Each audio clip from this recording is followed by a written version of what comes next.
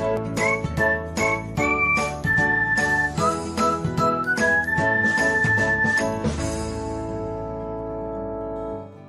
everyone, welcome back to another episode of Technologyglance. Today, in this video, I'm going to guide you through how you can change who can see your followers on your timeline to friends on Facebook Lite. So, let's get started. Firstly, open Facebook Lite app in your device. Then tap on three lines icon. Next, tap on settings. After that, tap on followers and public content. Next, you can see the option of who can see your followers on your timeline. Tap on it.